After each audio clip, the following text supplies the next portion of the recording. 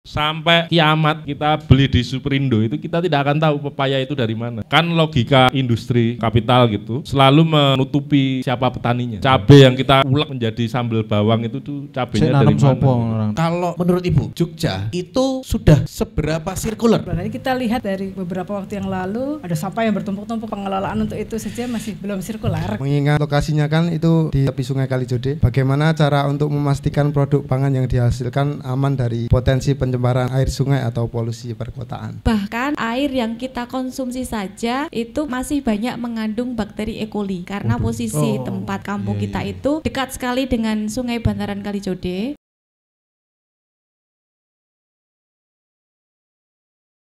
Di kesempatan kali ini, Beb, gitu. Kita akan berdiskusi santai tapi jeru iki. Sumur bor. Di mana sumur bor itu nggak baik, Pak, sekarang, Pak? Nggak baik ya? Nggak baik. Nggak baik ya? Untuk apa itu? Kenapa nggak baik? Karena sok tahu saya, wedi aku. Karena itu dia ini terlalu dalam. Dalam ya. Sesuatu yang terlalu dalam seperti kita mencintai seseorang itu juga nggak baik, Beb. Ya ini kejeron. Kejeron ya. Sumur ini terlalu nyerot ini sumber air yang di dalamnya. Berarti iki pesertanya kon nge-scan iki intine, Pak. Nanti kalau nggak salah ada door prize persembahan dari Mitsubishi Expander. Ora dong. Dalam bentuk brosur tapi. Wah, wawasan banget. Oke, teman-teman yang sudah hadir jangan lupa scan di sini. Nanti tolong sepertinya itu form ya. Ya, ketoknya form gitu. Sepertinya itu form. Ya, iya. Apakah ini formnya berbeda sama yang di depan? Sama ya? Beda, Mas. Beda, ini spesifik iki khusus iki. Betul. Ini nanti ada pertanyaan-pertanyaan yang menentukan nilai. Oke. Jangan nyontek temennya ya, kanan kiri ya.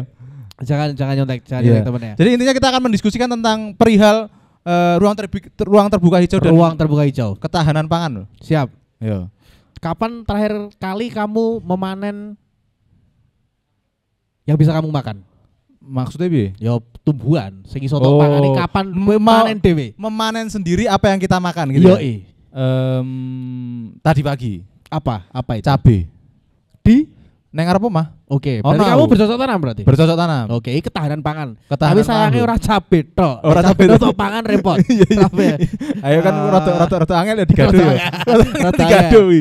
Contone apa? Misalnya emang apa yang bisa kita makan dengan kita nanam sendiri, Beb? Ketela. Yoi. Aku nandur itu. Apa? Nandur, Pak. Ya sebenarnya nandur sih, tukul dhewe sih. Tapi banyak, Pak. Mulai seperti insiden ya. Tapi banyak. Seperti itu insiden. Ada ketela. Sebenarnya, Pak. Tapi enak. Kebetulan saya enggak doyan ketela. Lah yo, berarti ra rambut pangan. Oh iya, Ding, sorry. Ra masuk. Tapi kayaknya yang perihal bab-bab seperti ini, ruang terbuka hijau dan tanam menanam untuk ketahanan pangan itu ketoknya bukan kita lah. Iyalah, iya toh. Masalahnya dhewe iki nanam suket wae ora jedul ya, Bro. Mati ya suket mati. Nanam suket wae mati ya ngono. Nah, ini kan kita ada apa namanya? ahli, Pak. Oke, ini udah ada fotonya di sini. Ya, ini udah keluar ya. Nah, ada para ahli-ahli. Siap. Gitu yang akan sharing sama kita. Betul. Malam hari ini. Jadi lebih layak didengarkan daripada kita. Iya, kalau kita jangan didengarkan gitu ya. Nah, tadi ngomong-ngomong kita tuh siapa, Beb? Ora kenalan sik ngono to? Astagfirullah. Nah, kan ben dikenal. Beb. Ya. Jak ngomong ya gimana piye iki? Mas ini loh. Tolong loh. Aku lali kenalan aku. Oke, teman-teman sekalian, perkenalkan saya Anang Wibi Kurniawan. Ya, saya warga Sleman. Saya warga Sleman juga. Saya warga Sleman. Jadi sebelah siapa, Mas? Kenapa? Siapa dirimu? Saya Yodan. Siap. Wong ndi we? Sleman aku wis bareng ngomong kok. Oke, terus sekarang kita akan panggil siapa ini sebagai pembicara yang lebih layak didengar daripada kita berdua? Nah, kita akan panggil satu-satu ya, teman-teman semua. Nanti pembicara yang kita panggil, beliau akan memaparkan materi dalam 10 menit. Baik. Gitu kan.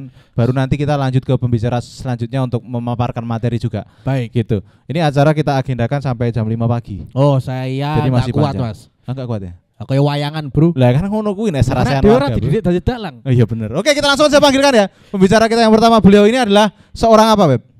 seorang penggiat dari panen apa hari ini? Wah, tak takoki kowe lho mau. Panen apa hari ini kamu? Panen Cabe. apa? Cabe ya, aku masih Cabe. ngomong. Ya kan? Aku belum panen ya. Ini aku dengar-dengar tuh beliau tuh menggabungkan antara tanam menanam dengan kesenian, Web. Luar biasa. Hai. Berarti cabemu ditutuk iso muni. Is, kae. Kesenian kan aku dumuni ngono kae. Banyak bentuk kesenian itu. Oke, Oke, kita langsung saja panggilkan. Pembicara yang pertama adalah Mas Anang Sabtoto. Sabtoto. Silakan minta tepuk tangannya teman-teman semuanya. Tepuk tangan buat Mas Arang. Monggo Mas Arang. Saya juga Anang sih. Monggo. Gimana kabarnya Mas Anang? Baik. Baik, Mas. Masya Santai. Allah. Mikrofon ini tidak dibungkam. Iya, tenang Mas. Tenang. Iki operatornya ngene nanti dia mau bungkam, Operatornya kita dua-dua. bungkam langsung aja Mas. Ya. Monggo Mas Anang, kalau misalkan mau ada materi yang disampaikan dulu, waktu dan tempat kita persilahkan. Langsung ini. Langsung, Mas. Langsung, Mas. Langsung. Nanti habis ini baru kita tanya jawab. Oke. Selamat malam semuanya. Malam. Selamat malam. Gini Mas, maklum Mas, kalau misalkan sarasehan warga tuh nek wis jam-jam semene itu kan jam-jam rawan ya Mas ya. Itu jadi agak-agak lesu gitu ya Mas. Berarti jegang oleh iki. Oleh. Oleh. Wator ra diseneni Pak RT. Iya. Perkenalkan, nama saya Anang Sabtoto. Profesi saya itu grafik desainer grafis dan seniman. Saya lahir, besar dan bekerja di Yogyakarta. Asli, kayak Dagadu. Asli Jogja. Kahai. Nah, terus saya ya mengenyam pendidikan di kampus seni itu ada 3 kali gitu. Tutuk no Mas berarti Mas. Tutuk, Nanti ngelotok iki berarti. klotok, kopi. Pindah jurusan ya, Mas. Nah, background saya itu desain komunikasi visual di Akademi Desain Visi Yogyakarta. Lalu di televisi di Institut Seni Indonesia, dan yang terakhir itu seni video di Pasca Sarjana ISI di ISI Jogja. Jegang ya. Ini warga banget nih. Iya, Warga banget. Nah, saya sejak tahun 2000 itu sudah menjalankan praktek berkesenian, sehingga sekarang berapa tahun berarti? 25 Sekarang tahun. 25, Mas. Iya. 25 tahun saya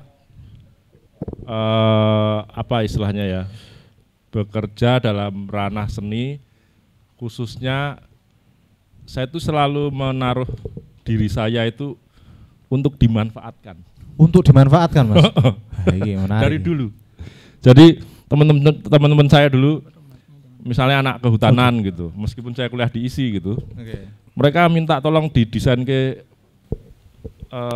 kampanye apa gitu. Oh. Terus ya sudah, saya desainkan. Anak-anak arsitek UGM, UI gitu, mereka minta dibantu apa, saya bantu dan sebagainya. Sehingga hal tersebut tuh kayak menjadi wahana belajar saya. Ketika secara background saya mempelajari seni, tapi di luar kampus saya mendapati hal-hal itu gitu. Oke. Nah, hal-hal itulah yang kemudian menuntun saya untuk lebih melihat praktek berkesenian itu secara terapan, Oke. tepat guna gitu. Oke. Kalau biasa anak-anak seni itu membayangkan kalau bikin karya tuh imajinatif gitu ya, Baik. gaya kopi terus Buh. gitu. Nah, saya enggak. Saya sama anak-anak kehutanan tuh datang di suatu tempat terus ngelihat situasi tertentu gitu. Oh, kayak gini. Datang di kota gede melihat heritage society-nya gitu, tetapi kemudian terjadi persoalan ini. Oke. Nah, sehingga saya jarang sih Saya selalu menempatkan imajinasi itu berada di porsinya gitu. Oke. Baik. Tetapi setup awalnya itu kebermanfaatannya. Iya. Nah, ini penting saya ceritakan karena nantinya kalian akan melihat beberapa hal yang saya buat gitu. Nah, mungkin balik ke halaman sebelumnya ya. Nah, saya kemarin dikontak Mbak siapa ya? Sinten Mas? Mbak lupa saya namanya. Ada yang merasa ngontak? Susi Mas. Susi. April. Oh. Afin. Afil. Mbak Afil itu untuk bercerita mengenai satu proyek saya yang bernama Panen Apa Hari Ini. Kalau disingkat dia Pari. Padi. Panen apa? Hari ini. Pan. Wih. Nah, Panen, itu Mas. terus Panen. Itu. Pari itu saya buat persis tanggal 20 bulan Maret tahun 2020 di mana beberapa hari setelah COVID itu masuk Jogja gitu. Iya. Karena saya melihat itu sebuah respon artistik saya sebagai seniman gitu. Nah, tetapi sebelum saya membuat Panen Apa Hari Ini, saya tuh banyak membantu teman-teman kayak Walhi, LBH, YLBHI, Pukat UGM dan lain sebagainya itu dalam rangka menyuarakan isu-isu terkait dengan agraria. Oke. Jangan tanya saya lebih jauh karena saya tidak tahu. Karena saya sekali lagi 25 tahun itu praktek saya itu sama sebenarnya. Mau bedanya nih dhisik yang saya bantu teman-teman mahasiswa, sekarang mereka sudah jadi profesor, sudah jadi dekan, sudah jadi rektor gitu-gitu. Sudah jadi direktur kementerian di mana gitu-gitu. Sehingga secara pola sama, secara kapasitas berbeda. Baik. Dia menggelembung gitu. Nah, Iya. saya terpapar kembali dalam konteks isu alih fungsi lahan. Di depan mata saya itu, saya Komnas HAM itu melihat langsung bagaimana aparat itu menarik ibu-ibu di Kulon Progo, menginjak-injak hasil panen dan sebagainya itu. Yang mana kita tahu sekarang kita punya bandara yang digadang-gadang internasional. Iya, dinamai. Magrong. Dinamai internasional, Mas. Yoi. Nah, tetapi perlu kalian ketahui bahwa itu semua tidak seindah iklan yang ada di Baliho. Ngopo kuwi Mas? Apa yang membuat tidak indah Mas? Ya, Prosesnya ya. alih fungsi lahannya, pembangunannya dan segala macam itu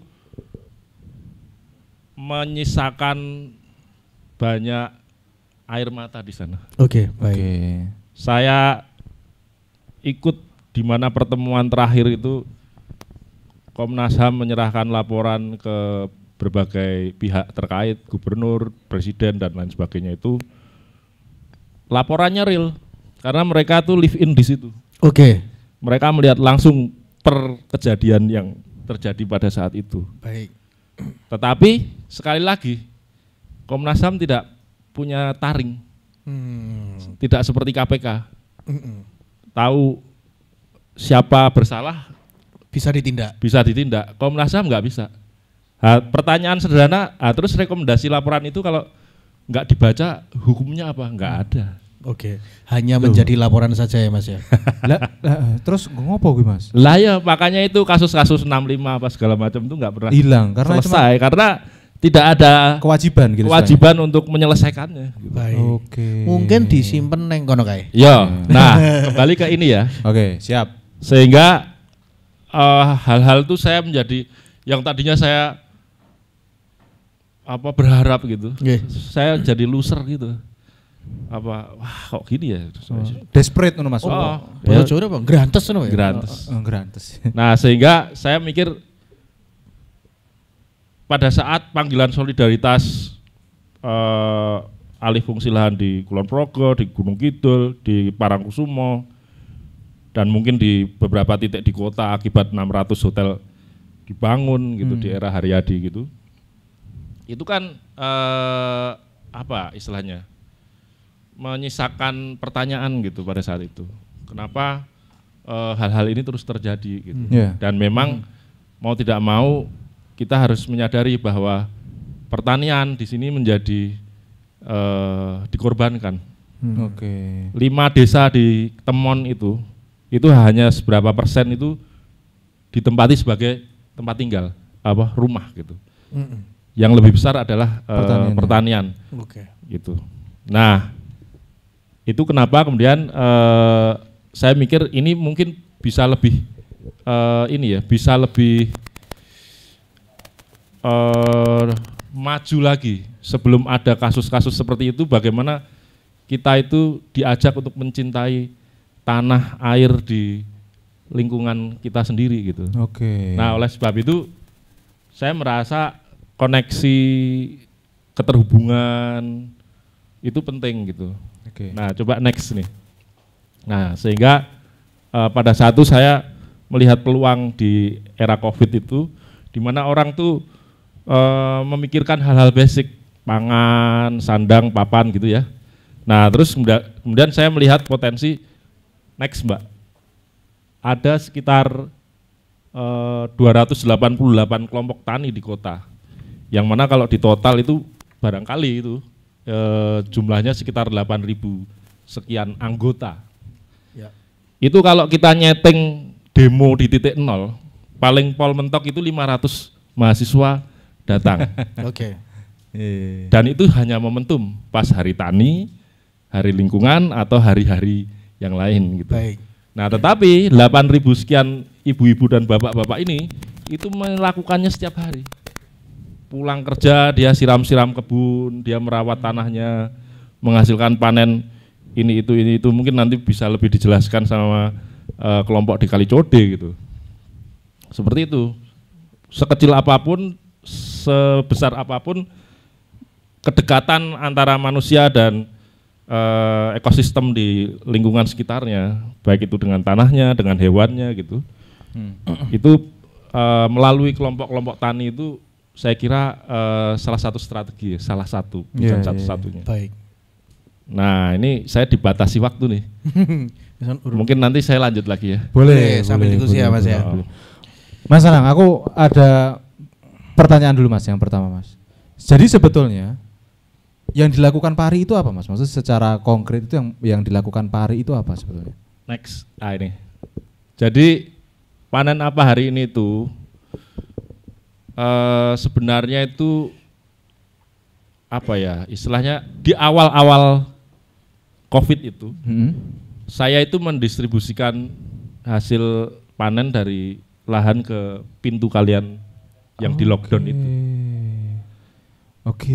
Meskipun nggak terlalu besar ya, itu saya anggap bukan bisnis karena saya nggak ada untung di situ.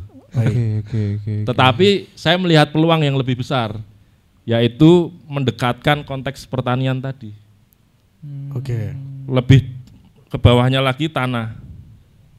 Kita tahu di era 2013 sampai 2015 itu kan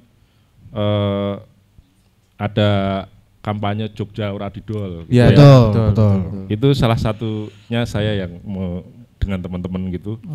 Terus kemudian masuk lagi Jogja Asat gitu. Karena memang konteksnya pembangunannya serampangan gitu. Betul. Waktu itu saya ingat saya ikut melaporkan Haryadi itu ke KPK dengan mengirim bendel dugaan korupsi dari clipping koran yang kita kirim melalui kantor pos tahun 2014. Baru ditangkap tahun berapa itu? Udah 2019 atau 20 ya. Lebar Covid toh. Wes nganti lali. Tapi ya sudahlah. Sing wis ya wis. Ini PARI itu kemudian menemani kelompok-kelompok tani gitu dengan berbagai macam inisiasi kolaboratif. Jadi sifatnya apa yang dikerjakan panen apa hari ini itu kasuistik. Ketemu masnya ini anggaplah satu kelompok. Gitu. Aku pemimpinnya gitu ceritanya. Pemimpinnya. Wah Mas, nganu ibu-ibu ile siram-siram kadon sumure 500 meter ning ngono nggawa ember kaken. Oh, ngangsune Ngangsune abot. Kemudian Pari mengkoneksikan kasus-kasus seperti ini ke pihak-pihak yang memang memiliki keilmuan itu. Oke. Next.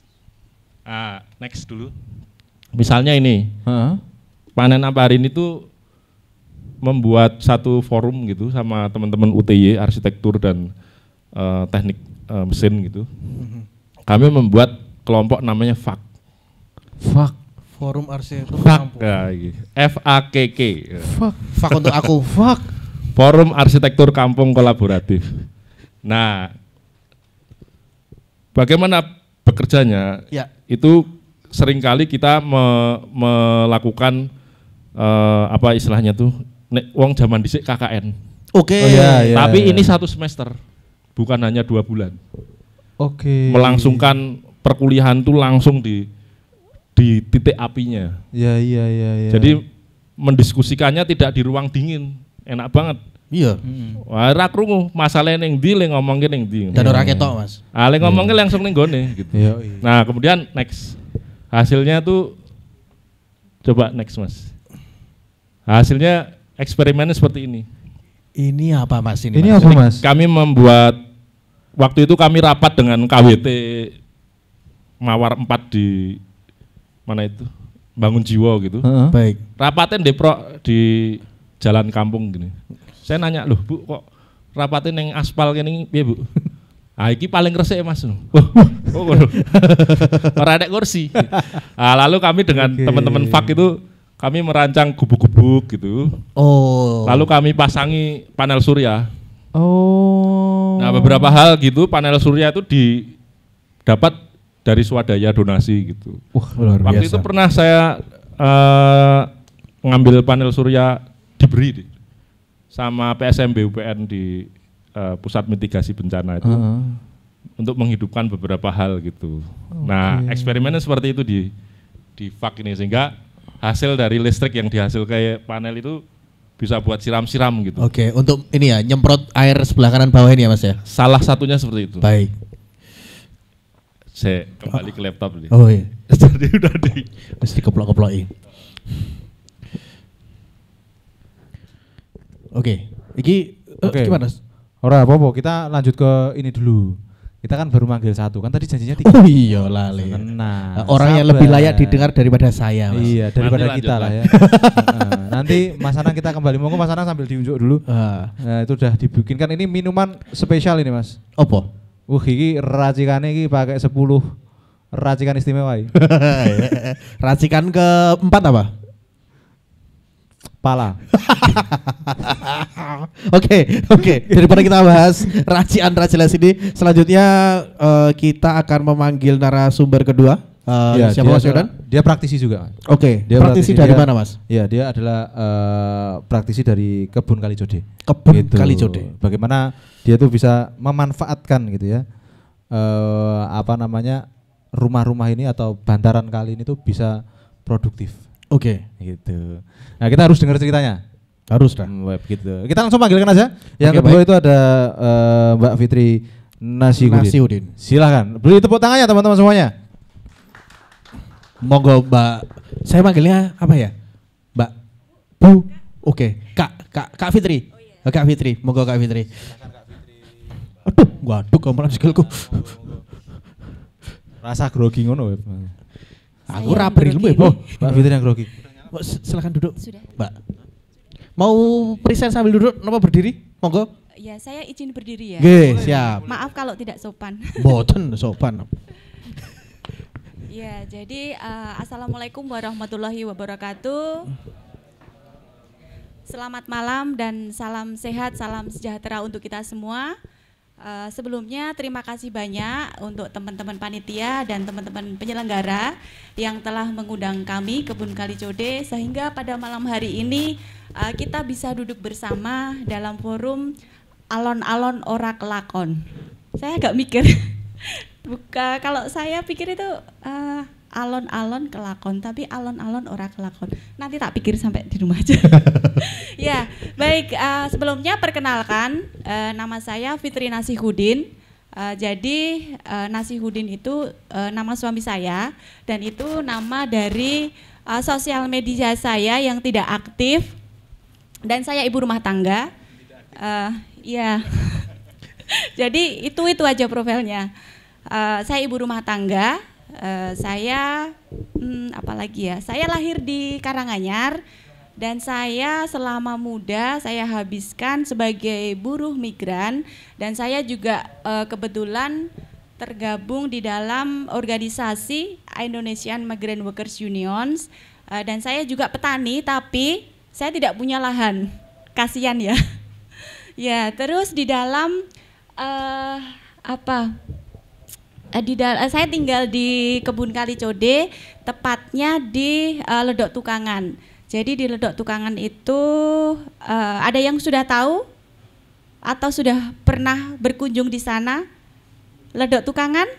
Belum ada yang pernah ke sana? Sudah. Bagaimana, Mbak? Cukup padat pemukimannya. Iya, betul. Ya. Jadi Kampung Ledok Tukangan itu penduduknya sangat padat sekali. Jadi satu rumah itu bisa 2-3 keluarga, dan apalagi ya, di sana di tengah kota yang dikelilingi oleh gedung-gedung hotel, dan tempat tinggal kami di pinggir bantaran Sungai Kalicode. Ya, dan di sanalah kita mempunyai komunitas yang berbasis kolektif yang kita namakan Kebun Kalicode. Ya, jadi asal muasalnya Kebun Kalicode itu memang dari kebutuhan masyarakat dan atas kesadaran masyarakat dan atas semangat kami juga. Jadi betul apa yang disampaikan sama Mas Anang Saptoto tadi, banyak hal yang terjadi di tahun 2020 di waktu pandemi atau COVID-19 seperti itu. Jadi waktu itu di tempat kita juga sama yang dialami oleh teman-teman semua. Jadi kebutuhan kita waktu itu adalah pangan yang sehat dan sehat. Ya, jadi kita membutuhkan nutrisi dan kita membutuhkan yang sehat. Itu yang ada dalam pikiran kami. Karena kan gerak kita terbatas, jadi kita tidak boleh beraktivitas di luar, harus stay at home dan harus selalu sehat di rumah. Dan kita rata-rata yang di Kampung Kalicode itu ekonominya menengah ke bawah, jadi di masa pandemi yang sulit sekali untuk mendapatkan makanan yang sehat. Kadang-kala juga ada beberapa teman support yang dari luar, tapi kan tidak mungkin kita mengharapkan support terus. Dari situlah saya berpikir sama suami saya, masa sih kita mau seperti ini terus kayak gitu. Nah, kita mencoba untuk bertanam di emperan di halaman kita, yang waktu itu yang cuma kita tanam itu kangkung. Nah, ternyata itu bisa tumbuh. Disitulah kita mencoba untuk bagaimana kalau kita mencoba bertemu dengan teman-teman atau ibu-ibu muda yang mempunyai persoalan yang sama. Dan waktu itu kita 5 perempuan yang teman-teman bisa tahu sendiri ketika 5 perempuan bertemu itu seperti 100 orang kayak gitu. Jadi kita berdiskusi apa sih persoalan kamu ketika pandemi. Jadi ternyata sama ya, memang anakku sakit, terus anakku nggak bisa sekolah, terus anakku memang tumbuhnya kurang sehat, seperti itulah.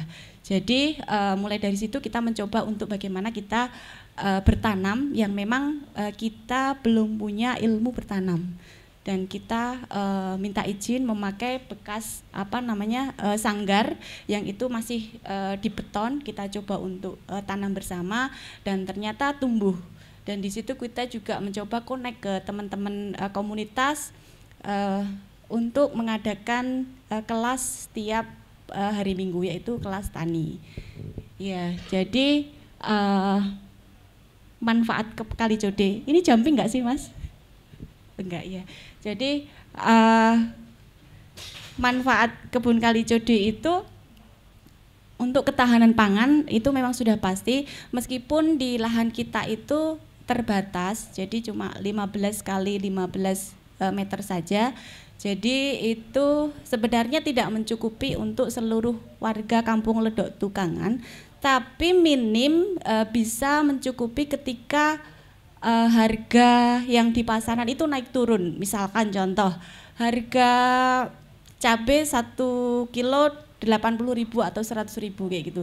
Tapi minim ketika kita membutuhkan itu kita bisa bisa panen, bisa untuk membuat sambal kayak gitu.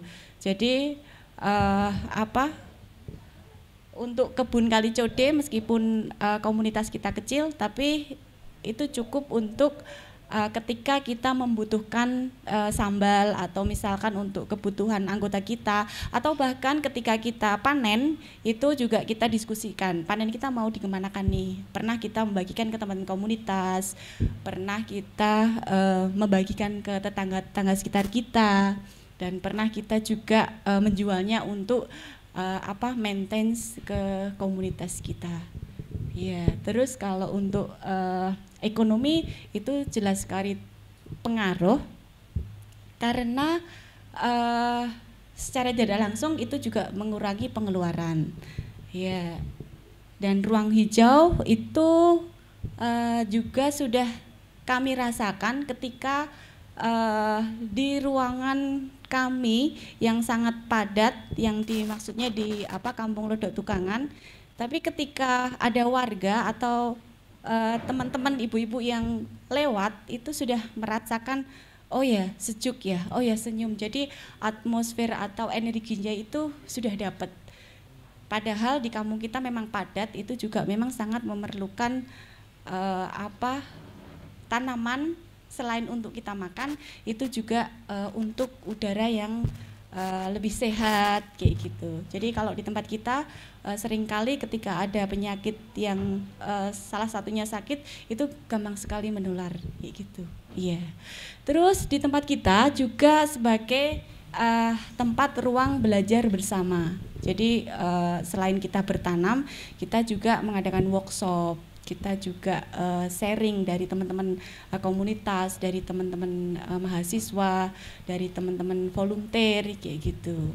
Ya, jadi karena kita sering ketemu dengan beberapa teman dari berbagai macam, dari maksudnya dari komunitas, dari mahasiswa, dari luar negeri juga ada. Jadi kami lebih tidak hanya bertanam atau bicara tentang pangan saja. Jadi kita lebih memang haus untuk seakan kita perlu ilmu, kita perlu belajar apa sih yang perlu kita ungkapkan dari persoalan di kampung kita kayak gitu. Kita juga kebutuhan kita juga air, butuh air yang bersih, udara yang bersih. Jadi itu setiap kita berjumpa dengan teman-teman itu sering kita bahas atau kita bicarakan. Iya. Nah, ini juga salah satu contoh aktivitas kita. Teman-teman bisa lihat sendiri. Ya, kita juga ada volunteer, ada teman-teman NUS. Jadi kita selalu beraktivitas selain kita hanya bertanam kayak gitu. Ya. Dan ini juga sebagai ruang pemberdayaan masyarakat. Selain belajar, kita juga membuat fundraising, kita membuat keripik dari hasil tanaman, kita juga berbicara tentang kesehatan perempuan dan sebagainya. Ya. Dan ini juga kita beberapa kali terlibat di dalam sebuah pameran. Kita pernah ikut Binel, kita pernah ikut pameran bersama kolaborasi dengan Universitas UNSW dari Australia, dan kita juga beberapa kali ikut kolaborasi atau pameran di kebun bukit dan sebagainya kayak gitu.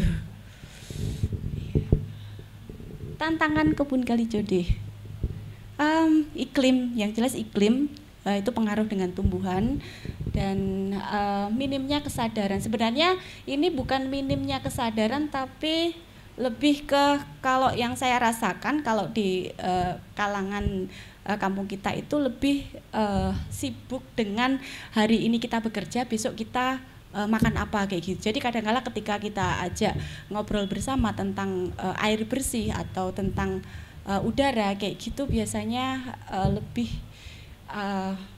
ini lebih urgent besok saya makan apa kayak gitu. Ya, jadi kalau menurut saya warga sudah cukup sadar sebenarnya. Kalau ahli fungsi lahan, iya betul. Jadi salah satu kebun Kalicode itu adalah satu-satunya tempat yang masih ada atau public space yang kita bisa pakai untuk belajar bersama dan bertanam. Dan itu juga salah satu cara kita untuk mempertahankan ruang hidup kita, seperti itu.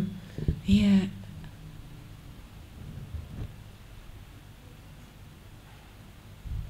Sudah?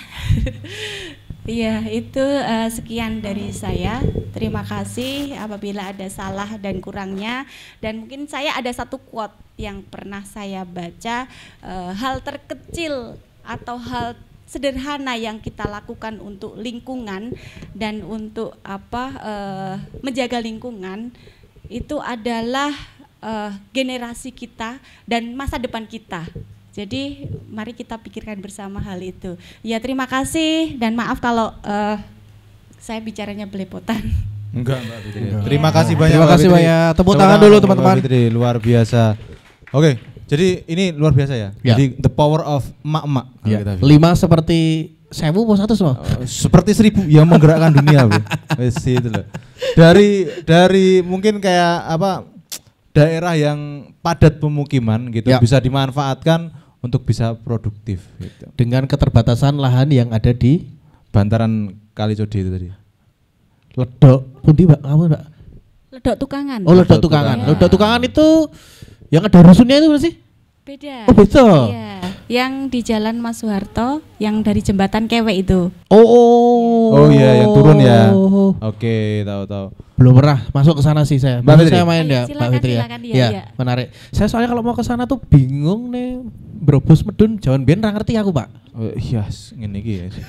Banyak Kowe jalan. Terlalu metropolitan sih kowe iki. Wah, gitu. Mbak Fitri, saya mau ada satu pertanyaan dulu, Mbak Fitri. Kalau saya mau memulai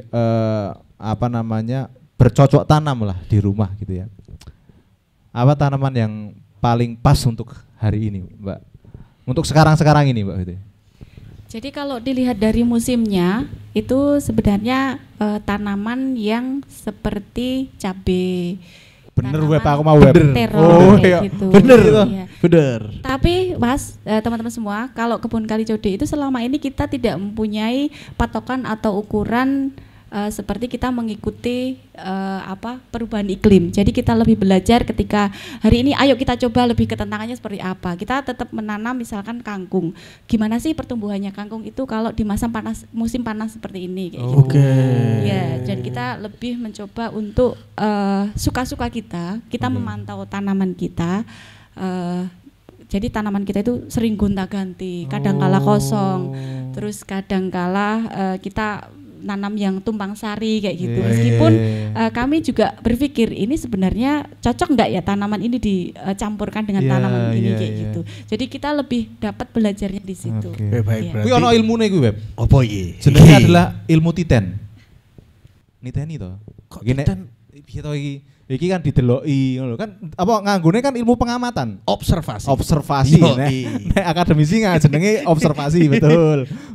Tapi secara basic tadi kan pertanyaannya cocok apa? Berarti kan yang dilakukan bukan yang dilakukan, yang diceritakan sama Mbak Fitri tadi kan sakjane sing penting tandur sik ngono to, Mbak? Ya betul, harus action dulu. Jadi kita nanti baru tahu. Oke. Iya, betul. Ngomong-ngomong tentang observasi, Beb. Oke. Ini kita akan masuk ke narasumber kita yang ketiga. Oke. Beliau ini seorang akademisi. Ya toh. Iki ndelok titelnya bae iki wis garai minder aku men mudun bae ya. Sebagai orang yang kuliah tidak lulus-lulus ya. Ya. Tapi kita akan belajar sama beliau juga ya kan. Ini baik. ilmu-ilmunya harus kita serap juga ya. Langsung aja Kak ya, kita panggilkan yang terhormat Dr. Siti Arifah Purnamasari ya, STP MSI. Wah, lengkap aku. Selamat malam. Selamat malam Ibu. Bu, monggo ke sana. Salim dulu, maaf. Sehat Ibu. Masya Allah. Ngersake berdiri napa duduk? Presentasi pun? Dipaparkan. Boleh. Monggo Bu. Terima kasih. Assalamualaikum warahmatullahi wabarakatuh. Selamat malam teman-teman. Saya kayaknya teman-teman saja ya, teman-teman semua ini masih muda-muda banget dan luar biasa.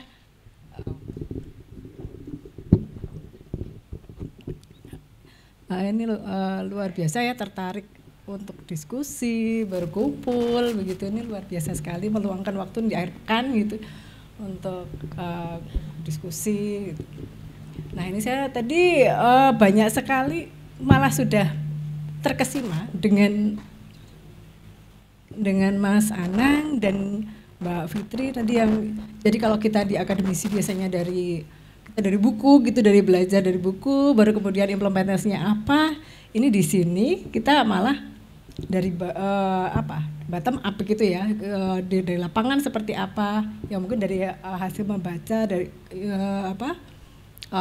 ilmu-ilmu terapan begitu, terus langsung dipraktekkan.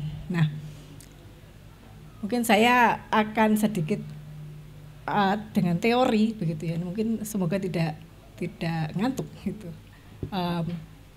Dari circularity itu food security, jadi dari tadi yang diceritakan Mbak Fitri, Mas Ana, mungkin saya sedikit mensarikan juga mereka sudah mempraktekkan urban farming begitu, pertanian di tengah kota begitu. Nah mungkin next Mbak minta tolong. Apa sih sebenarnya, kita mulai dari belakang dulu, food security itu apa, ketahanan pangan itu apa.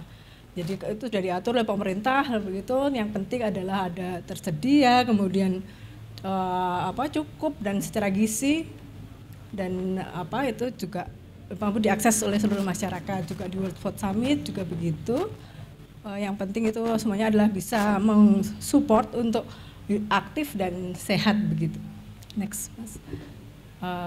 Kemudian itu yang pilar-pilarnya ya, apa-apa yang mempengaruhi gitu, ada ketersediaan, ada akses pangan, pemanfaatan pangannya bagaimana, kualitas gizinya bagaimana, kemudian stabilitas pangannya juga bagaimana, kita lihat ketersediaannya bagaimana, kemudian dan yang penting adalah konsisten dan sustainable.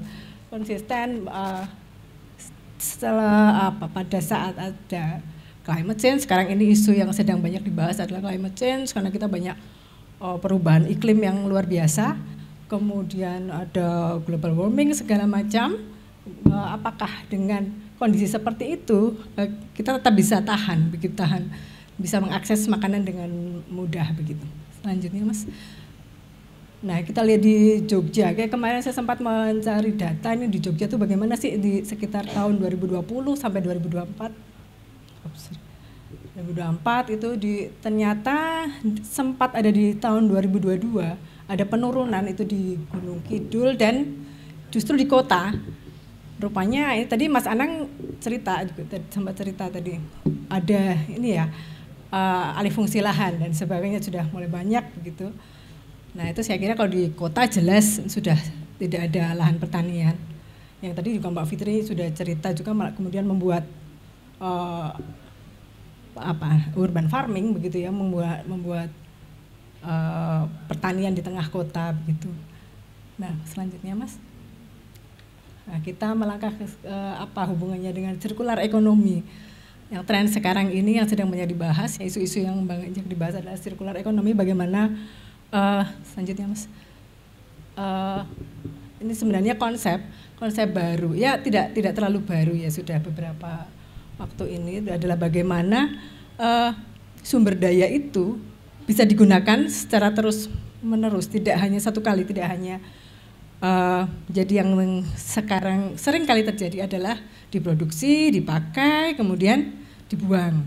Nah dengan circular economy ini bagaimana kita memanfaatkan hal yang setelah dipakai itu apakah bagaimana caranya supaya tidak langsung dibuang, tapi bagaimana diolah kembali dan dimanfaatkan kembali sebagai raw material begitu. Selanjutnya Mas. Nah, konsep yang melingkar. Di situ diperhatikan ada dari produksi, kemudian didistribusi, selanjutnya setelah distribusi, kemudian dimanfaatkan, dikumpulkan kembali untuk diolah kembali dan menjadi bahan mentah yang baru. Selanjutnya, nah kita bandingkan, di situ membandingkan bagaimana ilmu linear ekonomi yang konvensional begitu dari yang biasanya tadi sudah saya sebutkan ya, yang raw material diproduksi kemudian digunakan kemudian dibuang begitu, dibandingkan dengan sirkular ekonomi yang kemudian berputar. Nah, selanjutnya Mas. Nah, pada dasarnya sirkular ekonomi adalah bagaimana menjaga sumber daya dapat digunakan selama mungkin. Kemudian bagaimana mengekstrasi nilai-nilai, kemudian bagaimana memaksimalkan supaya itu bernilai tinggi kembali. Dan juga meregenerasi produk-produk itu bagaimana digunakan lagi untuk menjadi material yang baru. Gitu. Nah, next Mas. Mungkin skip aja. Nah, bagaimana dalam hal makanan kita seringkali ketika kita makan gitu kita akan ada ada sisa makanan yang kita buang begitu saja. Nah, itu lama-lama akan menjadi limbah yang bertumpuk-tumpuk, sampah dan sebagainya. Itu sangat bertentangan begitu ya dengan konsep circular economy. Oke, itu jadi banyak makanan yang hilang, kemudian banyak limbah yang muncul. Itu adalah lebih kepada gaya hidup kita. Jadi gaya hidup kita yang kadang-kadang kita mengambil makan itu banyak, tapi tidak habis, terus kemudian dibuang. Nah, itu dari si food waste itu akan sangat mengganggu lingkungan begitu, seperti itu. Mengganggu dalam arti akan memunculkan zat-zat lain yang akan berbahaya untuk tubuh gitu, untuk lingkungan. Selanjutnya Mas. Mungkin kalau yang ini kita tadi sempat disebut tentang agriculture, begitu tentang pertanian. Ini di circular agriculture bagaimana itu? Biasanya kita menggunakan pupuk yang berlebihan, pupuk bahan kimia, kemudian penggunaan plastik yang berlebihan itu akan menimbulkan polusi dan juga penurunan kualitas lahan gitu. Bisa dibaca selanjutnya Mas. Nah, itu kalau kita menerapkan circular agriculture, kita akan mengurangi kebutuhan sumber daya yang jejak ekologis yang lain, kemudian juga akan mengurangi emisi global begitu ya, emisi CO2 maksud saya. Dan juga tadi Mbak Fitri bercerita ini ada sebuah teori dengan keragaman produksi itu akan dapat menunjang ketahanan pangan. Tadi Mbak Fitri mengatakan panen, menanam dan panen komoditas yang berbeda-beda begitu ya Mbak ya. Tadi yang ada cabai, kemudian diganti apa. Nah, itu juga akan menunjang ketahanan pangan. Di sini benang merahnya antara kenapa sirkular ekonomi dengan ketahanan pangan itu berbeda-beda, tapi sumber daya yang digunakan mungkin sama gitu ya. Itu mungkin pupuk yang digunakan juga sama gitu. Oke. Nah, di sini jadi dengan model urban farming itu akan memperpendek rantai pasok, mengurangi biaya pangan. Jadi yang biasanya jauh kita mungkin kalau di Jogja tidak jauh, tapi banyak tempat yang masih kita harus mengakses makanan cukup jauh. Tapi dengan model urban farming seperti tadi itu akan kita lebih dekat dan itu lebih murah gitu. Tapi benar Mbak Fitri, ini lebih murah jadinya. Oke. Gitu. Ini yang ingin saya tahu sebenarnya. Kemudian dari teori itu akan seharusnya akan menjadi lebih murah gitu. Kemudian, mungkin selanjutnya Mas. Ya, jadi kaitannya antara ketahanan pangan dan sirkular ekonomi. Jadi sirkular ekonomi itu akan mendukung ketahanan pangan di mana kita tinggal gitu. Selanjutnya. Oke, ya. Ini sirkular ekonomi adalah solusi untuk mencapai ketahanan pangan. Itu, hatur nuwun. Terima kasih. Assalamualaikum warahmatullahi wabarakatuh. Waalaikumsalam warahmatullahi wabarakatuh. Tepuk tangan dulu teman-teman. Monggo, Ibu, monggo. Luar biasa ya. Luar biasa. Circular, Beda ya. yes. Kita ngomongin circular ekonomi, Pak. Iya, sama circular agriculture. Circular agriculture. Artinya apa, Web? Yang sepenangkapan saya ya. Jadi jangan terlalu intine. Mohon ya, Bu. Intinya tadi kan ada circular agriculture, ekonomi sampai akhirnya ketahanan pangan. Intinya mubeng, Pak. Waste-nya tuh harus ada yang bisa digunakan lagi walaupun tetap ada residunya. Contohnya kelambimu tuku. Aku dunia piye? Ya tuku, tetap tuku. Tapi kan sekarang ada beberapa teman-teman yang mengumpulkan pakaian yang tidak sing kowe wis ra seneng. Tapi masih bisa diolah ke bentuk yang lainnya. Merchandise, gitu. Dompet sing luwih cilik ngono ki ono. Iya. Sama satu cerita lagi, Pak. Dulu saya pernah bekerja di Superindo. Aku biyen ning dodol buah ning Superindo. Terus di Superindo itu kan yang namanya orderan dan kita jualan itu kan nggak bisa semuanya terjual habis. Ya. Nggak mungkin 100% payu lah. Yoi. Okay. Kan mesti ono buah-buahan atau sayuran yang dia itu mengalami penurunan kualitas. Nah, kalau di tempatku dulu tuh di Superindo dulu kayaknya setahu saya, zamanku dulu ya. Itu nggak nyampe busuk, itu harus dicoping, Pak. Jadiin apa? Nah, dijadiin, diambil sama Ragunan. Untuk makan hewan di kebun binatang. Oke. Nah, mungkin sih itu kayaknya jadi waste-nya itu muter gitu loh, Pak. Oke, rapayu ki nggo manusia ki, tapi ternyata hewan masih bisa memanfaatkan itu. Oke. Bu Siti, saya manggilnya Bu Siti apa Bu Siti? Hah? Bu Arifah. Oke, Bu. Bu Arifah. Bu Arifah, apakah sirkular ekonomi itu sama dengan zero waste sebenarnya? Iya, Mas. Zero waste itu konsep dasar. Jadi memang awal dasarnya adalah bagaimana membuat zero waste, kemudian dikonsepkan itu menjadi zero waste adalah tidak ada limbah yang terbuang, tidak memproduksi limbah. Sehingga bagaimana caranya supaya tidak memproduksi limbah? Maka dibuatlah sistem yang memutar begitu. Begitu. Ini menarik nih jadi pertanyaannya nih. Saya masih ke Bu Arifah dulu, J.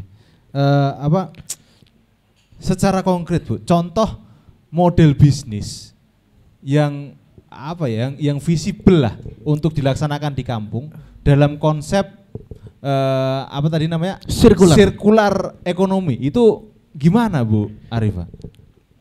Contohnya aja, Bu, misalkan gitu. Kalau ini kita bicara kalau komoditas pertanian misalnya. Komoditas pertanian. Baik. Ngapunten, Bu. Niki rada jeklek. Kalau komoditas pertanian misalnya, jadi kita membuat tadi ada sisa-sisa makanan, kita buat jadi pupuk digunakan untuk support tanaman yang baru. Nah, itu adalah kemudian pupuk itu bisa dijual. Nah, itu kenapa itu sehingga itu menjadi model bisnis baru. Jualan pupuknya dari mana? Dari sisa makanan, dari sisa tidak hanya makanan tapi yang lain-lain, misalnya tadi ada food loss yang kehilangan dan juga yang limbah makanan itu dibuat pupuk untuk dijual seperti itu. Atau contoh lain misalnya tidak komoditas pertanian, misalnya kita pakai baju ini udah nggak bisa dipakai nih, udah bosan gitu. Contohnya gini, real lagi.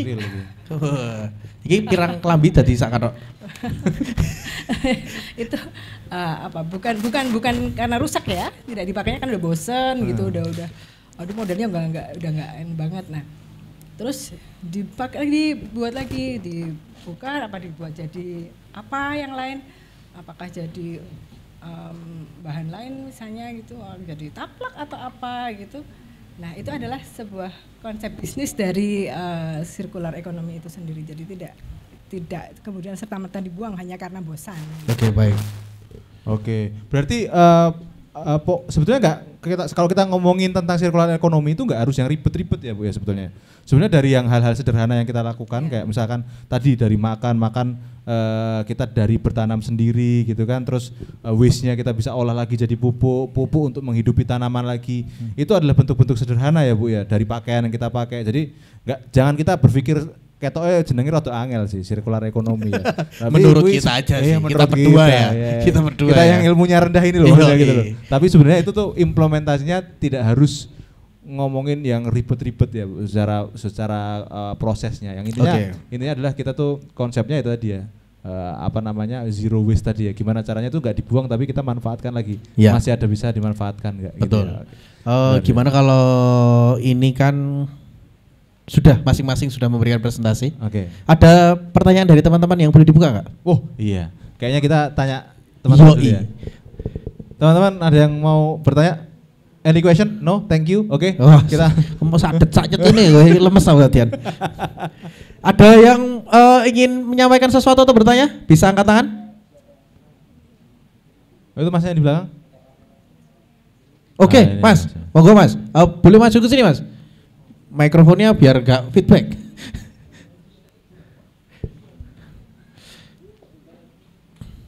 Sini Mas. Monggo, perkenalkan diri dan pertanyaannya.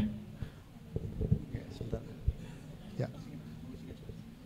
Sebelumnya Assalamualaikum warahmatullahi wabarakatuh. Waalaikumsalam warahmatullahi wabarakatuh. Perkenalkan, nama saya Dimas Wayoga dari Prodi Arsitektur UNY Angkatan 23. UNY Mas? Iya. Oke. Jadi saya mau bertanya untuk Ibu, sebentar. Saya ngerti Mas. Nah, ini Bapak bukan Ibu. Saya agak lupa. Oh iya. Ya. Aku ya insya Allah. Untuk Ibu Fitri ya. Oke, Bu Fitri. Karena kebetulan itu saudara saya ada yang di Ledok tukangan ya. Jadi untuk pertanyaannya mengenai ketahanan pangan, mengingat lokasinya kan itu di tepi Sungai Kalijode, bagaimana cara untuk memastikan produk pangan yang dihasilkan aman dari potensi pencemaran air sungai atau polusi perkotaan. Kemudian untuk pertanyaan yang kedua yaitu mengenai ruang hijau, mengingat ruangnya itu di tepi sungai juga, yang sering rentan terhadap bencana banjir atau perubahan tata ruang kota, apakah strategi mitigasi untuk melindungi ruang hijau dan infrastruktur kebun dari ancaman tersebut? Mungkin cukup sekian pertanyaan dari saya, kurang lebihnya mohon maaf. Assalamualaikum warahmatullahi wabarakatuh. Waalaikumsalam. Mas apa Mas jenenge Mas? Dimas. Mas Dimas, oke. Dimas dari Arsitektur UNY. Iya. Oh iya. Terima kasih Mas pertanyaannya. Luar biasa.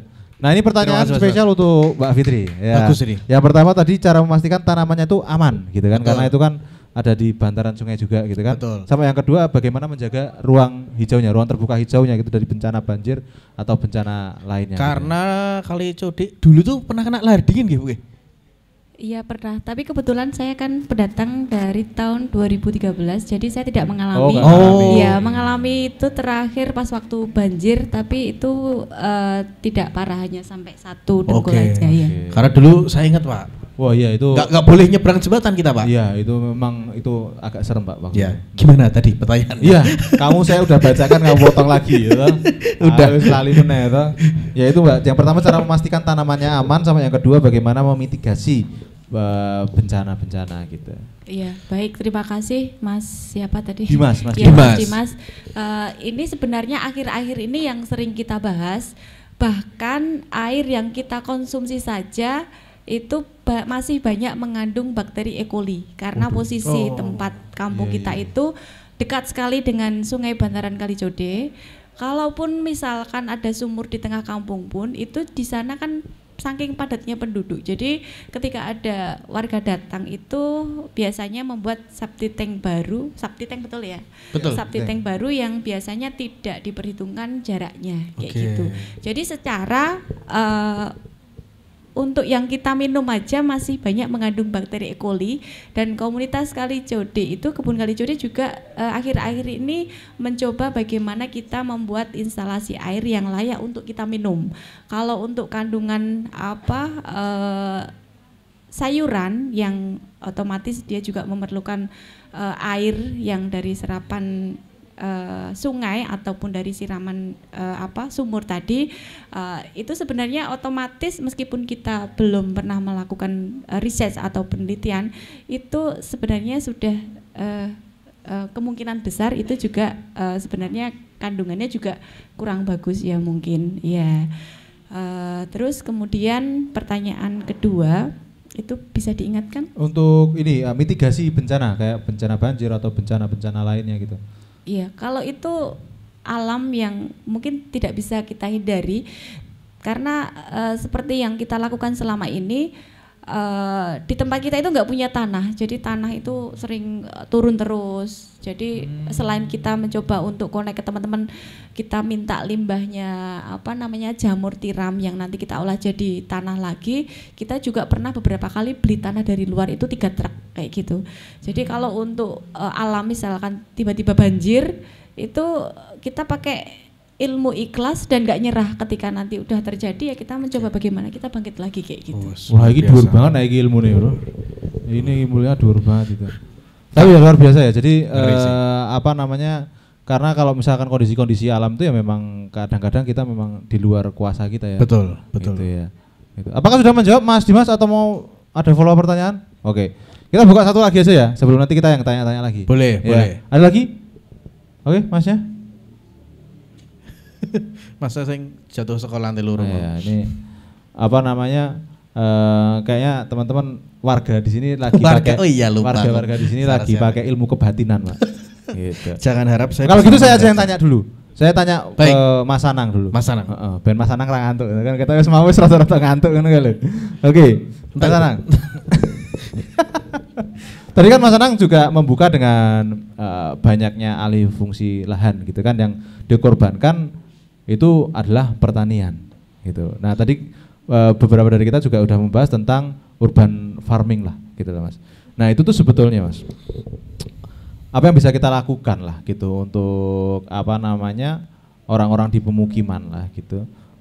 Strategi apa sih yang paling efektif untuk kita tuh bersumbangsi atas ruang terbuka hijau gitu? Strategi apa yang paling efektif saat ini gitu? Oke, kalau menurut saya ya. Siap. Jadi pilihannya itu sebenarnya kita melakukannya sendiri atau berkelompok atau mendukung kelompok yang sudah ada. Mendukung kelompok yang sudah ada. Itu karena kita harus mengukur kemauan kita, imajinasi kita itu tuh seturut tidak dengan kapasitas waktu, tenaga dan sebagainya yang kita punya. Sehingga dalam hal bersinggungan dengan kan 288 kelompok tani di kota itu hampir sebagian besar kan memanfaatkan lahan mangkrak. Lahan mangkrak. Rak. Oke. Dan kadang nggak punya lahan, jadi dia pakai wall plan gitu. Oh iya, Itu. Nah, ya boro-boro ngomong ke kualitas kayak tadi ada pertanyaan di Kalijode gini-gini, bagaimana memastikan kualitas gitu.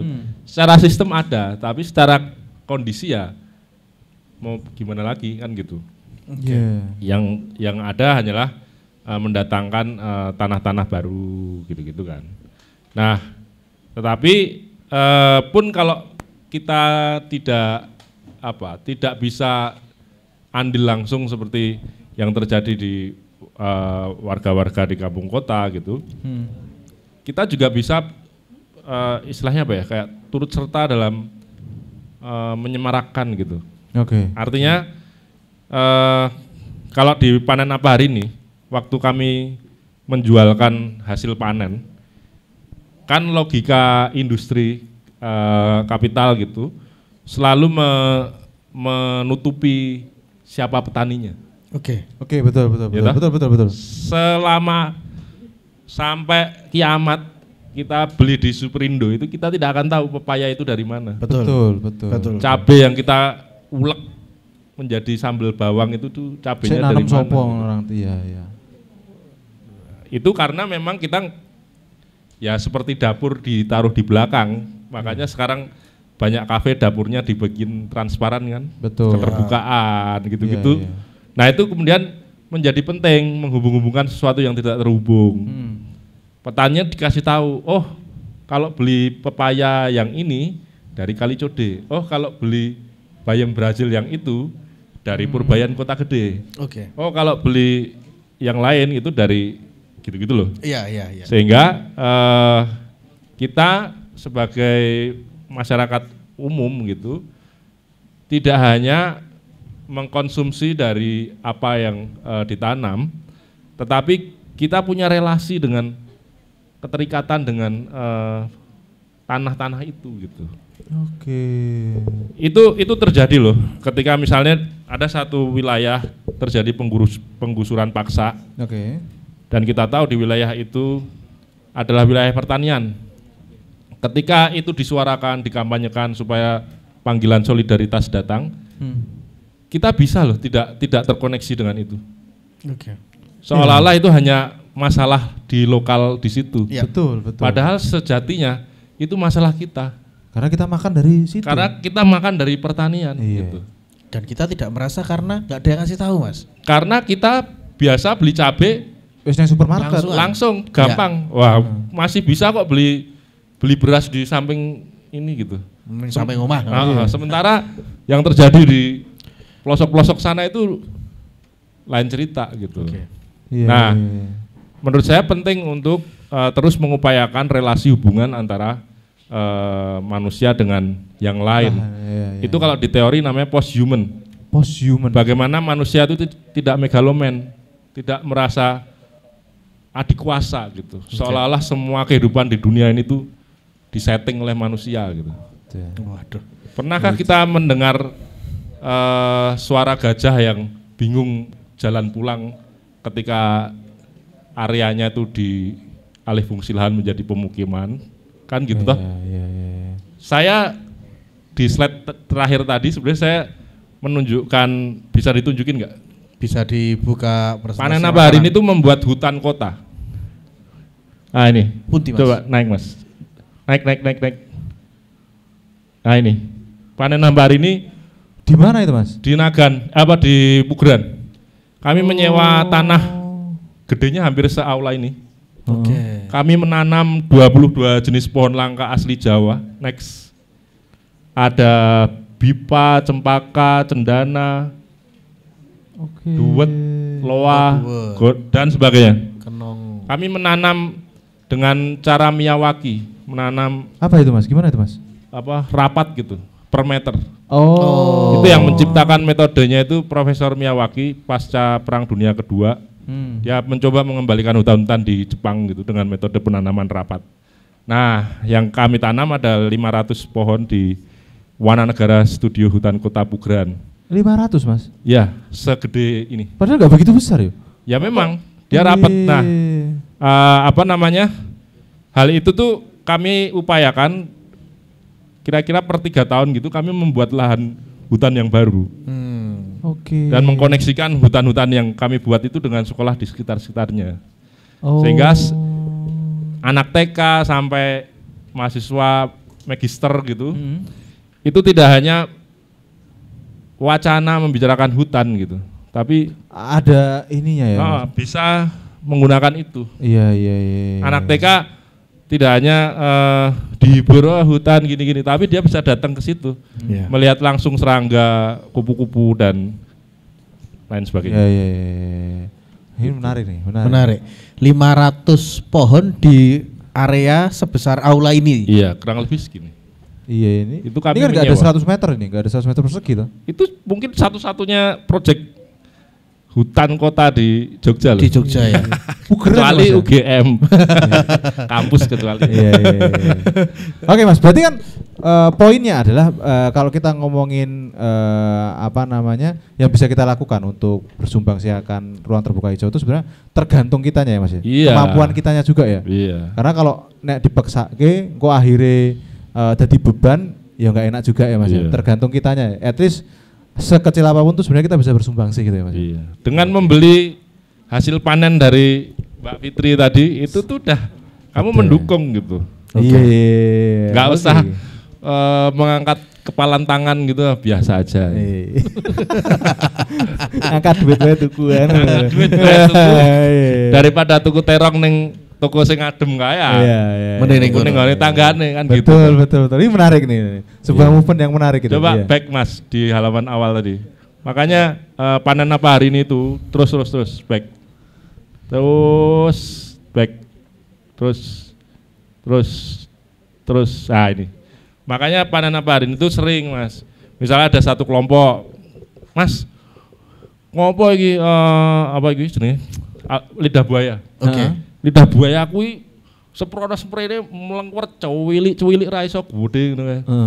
Wah, Bu, kamu kalau nanya sama saya nanti solusinya saya foto, saya perbesar di Photoshop gitu. Bagaimana kalau kita berkunjung saja ke kelompok yang memang ahli gitu. Okay. Nah, saya mengkoneksikan itu. Saya koneksikan dengan kelompok wanita tani di kabupaten di Lendah Kulon Progo misalnya gitu. Nah, di sana itu kalau kalian tahu sepanjang jalan Dendles yang jual dawet, itu ada campuran nata de aloe vera-nya. Dan itu yang memproduksi itu kelompok-kelompok tani di sekitar situ. Oke. Sampai dibikin gitu. Lidah buaya itu sampai kayak tangan saya Mas. Nah, ibu-ibu dari beberapa kampung di kota itu saya ajak gotong royong. Saya cuma bisa memanajemeni pertemuan ini gitu. Tapi teknisnya kita usahakan bersama. Pak RT, Pak RW, wes nganggo kendaraan kue Mas, wes iki. Kita piknik, metodenya piknik. Kalau Dinas Pertanian kan bikin BIMTEK itu kan selalu di ruang-ruang yang sahdu ya. White cube gitu. Nah kalau ini enggak, ini ngomong ke lidah buaya ya langsung nih lidah buaya nih. Jadi mereka diajak keliling desa. Setiap pit stop itu ada beberapa varian. Ada yang hanya melihat, ada yang workshop 15 menit, ada yang bisa belanja. Itu bagian dari ekonomi sirkular tadi. Nah, kalau dalam konteks seni itu namanya wisata berbasis warga.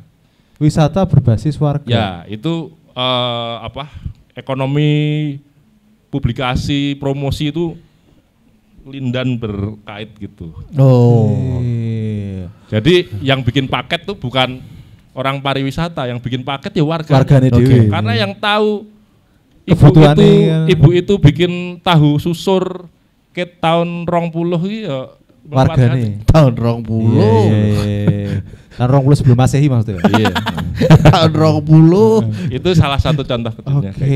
Makanya di situ kan tagline-nya menghubung-hubungkan yang tidak terhubung, menyambung-nyambungkan yang tidak nyambung. Relasi lagi ya Mas ya. Ini dia. Coba back next Mas. Next. Terus.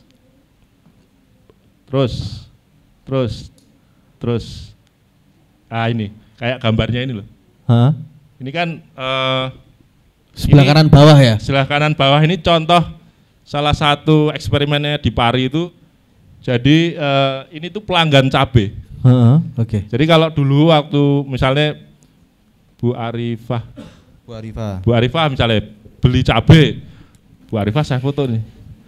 Misalnya di depan rumahnya atau di depan kampus gitu. Terus Bu Arifah saya tempel cabai. Dang gitu. Nah, jadilah itu kayak promosi-promosi berbalut seni gitu. Kebetulan saya besok Oktober ini tanggal 25 saya ngisi simposium ini Bu, Circular Cross Expo di Taiwan. Taipei. Nah, di situ akan berkumpul orang-orang gila yang membuat hal-hal yang nyeleneh-nyeleneh gitu. Jadi seni itu bagi saya seni itu punya jalannya Mas. Iso wae nemu dalane. Enek wae. Iya. Saya biasa loh mengkoneksikan kelompok tani di kota gede dengan kelompok tani di Fukuda di Jepang gitu. Oh. Oke. Iya. Oke. Ngomong ke lele ning kono digeguyu mangan lele. Heeh. Karena ning kono mangane tuna gitu. Oke, Iya, benar. Ini lele, pecel lele is good. Nak bate padahal ora. Ya begitu. Iya, ngomong ke tuna-tuna urung ngrasake pecel lele pake kene. Baru ngrasake sambel itu omah kuno. Iya, wis dadi angel. Oke, Beb, kowe ndek pertanyaan apa meneh, Beb? Mas Rak, sebagai seorang kolaborator ya, itu kan saya bisa sebutkan kolaborator Rono Rene perlu mopo, aku ada koneksi, terus akhirnya bisa terjadi koneksi tersebut itu. Bottleneck-nya di mana, Mas? Nah, Di Jogja ini. Challenge-nya apa untuk bisa Iya. menjadi fasilitator Bottleneck, itu gitu? iya. Challenge dan carane mentas kok challenge itu. Anu ya, ini menurut saya lagi ya. Oh, Siap. Saya nggak menurut apa-apa, menurut saya aja. Iya. Kalau kalian punya pandangan yang lain silahkan. Jadi kalau menurut saya itu selalu ya, pertama ketika saya datang di suatu tempat bertemu dengan berbagai macam pihak gitu. Ya. Saya selalu menganggap kita itu semua setara gitu. Oke. Baik. Mau itu ketemu dengan warga, mau itu ketemu dengan kepala dinas, mau itu ketemu dengan menteri. Saya tuh ngomongnya ya kayak gini. Iya. Jadi dengan begitu maka kita tidak, istilahnya apa ya, tidak saling menggurui gitu. Oke. Tapi justru bisa mempelajari satu sama lain. Cara saya gimana, cara Y berbeda. Ya. Nggak apa-apa begitu. Kayak gitu. Nah, kadang-kadang kalau saya lebih memilih untuk melihat konteks persoalannya dulu. Itu yang harus dijawab. Oke. Caranya seperti apa kita pikirkan bersama. Gitu. Oke. Makanya saya tidak ragu-ragu pengen gawe hutan kota, lah saya temui aja dosen-dosen dan dekan di Fakultas Kehutanan UGM. Kalau nggak punya kontaknya ya nanya aja kan. Betul. Saya ketemu sama Profesor Endang di lab biologi UGM itu. Wah ternyata dia asik sekali loh diajak diskusi. Bu Endang itu. Saya manggilnya Bu. Pas saya datang gitu, semua mahasiswanya gini. Loh, isopo gitu. Ternyata guru besar gitu. Nah, saya ajak ke kelompok tani. Oke. Datang ke kelompok tani anggrek. Ternyata ada Mas anggrek Dr. Sarjito. Anggrek Ki Hajar Dewantoro. Apa kuwi, Mas? Itu nama variannya, Mas? Iya, jadi Oh. kalau anggrek itu, saya juga baru tahu dari Bu Endang nih. Akan ada 3 ya, ada rekayasa genetik, pengkulturan sama kawin silang. Heeh. Nah, biasanya anak-anak lab itu yang rekayasa genetik itu nama-nama anggrek varian barunya itu kode. Tapi kalau yang kawin silang ini biasanya dilakukan oleh kelompok-kelompok atau komunitas. Oh. Katakanlah kayak Kagama gitu, Kagama Orchid gitu. Nah itu Kagama itu kadang misalnya Gus Dur ulang tahun bikin anggrek Gus Dur. Ya. Dan di sertifikasi di Inggris. Sertifikasi. Disertifikasi? Oh ada patennya, ada hak patennya. Oh. Menarik sekali ya. Oh gitu ya? Jadi di ulang tahun di kado bunga normatif, Bro. Iki Biasa. kado varian bunga. Varian anggrek anyar ya. Iya. Hai. Anggrek apa Soeharto, Jokowi ada semua itu. Hai. Bahkan ada ya. Waktu itu saya datang tuh ke Kagama Orchid yang di dekat Bonbin itu. Ya. Itu ada anggrek Ganjar Pranowo. Warnanya Ini enggak politis ya. warnanya putih ra? Warnanya ungu. Oh, ungu ya. Warnanya ungu. Nah, ternyata anggrek itu diciptakan oleh kelompok anggrek itu ketika Pak Ganjar itu diangkat jadi ketua Kagama. Oh. Baik. Lalu ini di komposisi kawin silang gitu, jadilah ini anggrek Ganjar Pranowo. Dan ada sertifikatnya resmi. Hai. Gitu. Itu bayar royalti neng Pak Nah. Ganjar ya. Coba kamu bayangkan panen apa hari ini itu seperti apa sampai membahas seperti itu. Jadi dia itu kayak apa ya, eksperimental berpikir gitu. Oke. Kadang ke sana, kadang ke sini, kadang ketemu Obat mabit ya. pas gitu. Liar. Berarti berpikirnya. apakah itu justru menjadi challenge terbesarnya juga, Mas? Ya. Khusus adalah apa namanya challenge setiap orang tuh beda-beda gitu. Beda. Apakah itu? Kalau menurut saya sih, saya senang dengan keliaran berpikir seperti itu sebab Oke. ketika bertemu konteks persoalan tertentu, kita jadi punya daftar, istilahnya apa ya? Apa? Daftar pustaka. Daftar pustaka. Oke. Kan orang tuh kan kalau bikin penelitian itu kan bukan cari teorinya dulu, tapi lihat konteks persoalannya dulu. Iya, baru dicari. Baru dicari validasi Iya, atas iya. ini Iya, itu iya. dan muncullah daftar pustaka. Betul. Kalau Oke. sekarang mungkin kita, wah teorinya pakai apa ya? Malah golek teori sih. Iya. Iya. Itu keliaran berpikir itu terjadi di panen apa hari ini. Oke. Makanya kadang bisa nembus sampai tingkat akademik, Iya. bisa nembus. Ini saya nggak gimana. Biasanya kalau dinas pertanian bikin program, saya tuh sering diundang untuk apa? Mengomentari. Mau ngomentari. Woi, Mas. Cuma Diundang gue disuruh ngomentari. ngomentari. Gimana program ini supaya lebih kreatif? Lah, asing diundang kok seniman, Pak. Kan ngomentari program. Kan supaya apa butuh kreativitas ya, Mas. Betul, butuh pandangan begitu lain. deh. Iya. Oke, kita geser ke Bu Arifah nih. Baik. Kita geser ke Bu Arifah. Ibu, saya itu sedikit baca-baca tapi nggak tahu ini benar atau salah ya. Katanya kan menurut undang-undang itu ruang terbuka hijau itu harusnya kan sampai dengan 30% kalau nggak salah. Kalau nggak salah kalau salah mohon dikoreksi gitu.